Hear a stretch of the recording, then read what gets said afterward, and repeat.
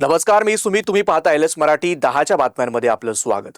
11 जानेवारीला दोन्ही ठाकरे बंधूंची शिवाजी पार्कमध्ये सभा होणार आहे. शिवाजी पार्कमध्ये राज आणि उद्धव ठाकरेंची तोफ धडाडणार आहे.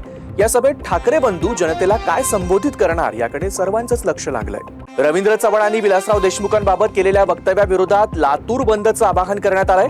मात्र लातूरमध्ये बंद पाळू नका, जनतेला त्रास नको म्हणून बंद पाळू नका असं आवाहन अमित देशमुख यांच्याकडून करण्यात आलंय. हिंगोली जिल्ह्यातील औंढा नागनाथ तालुक्यातील पिंपळदरी इथं यात्रेनिमित्त आयोजित कुस्त्यांच्या फडात मोठी खळबळ उडाली.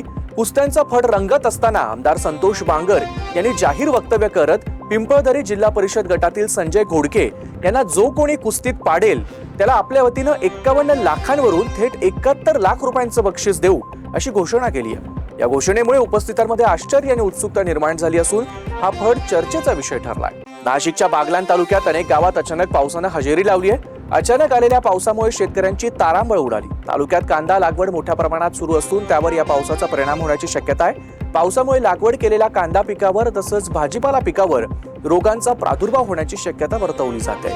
महाराष्ट्रातील लाखो भाविकांचं श्रद्धास्थान असलेल्या श्री क्षेत्र गणपतीपुळे इथं नववर्षातील पहिली अंगारकी चतुर्थी महोत्सव भक्तिमय वातावरणात पार पडला.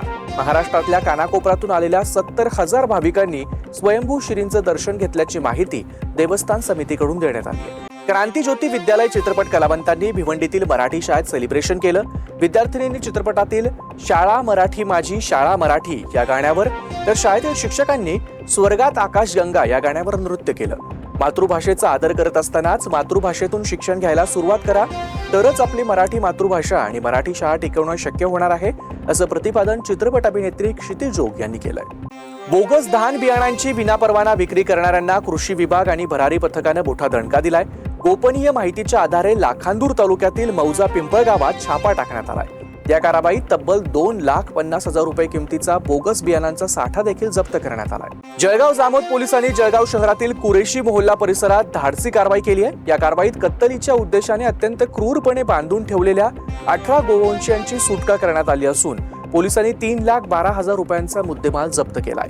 चेन स्नॅचिंग, घरफोड्या, मोटरसायकल चोऱ्या करणाऱ्या अट्टल चोरट्यांच्या टोळीला अकोल्यातील मूर्तिजापूर शहर पोलिसांनी जेरबंद केलंय.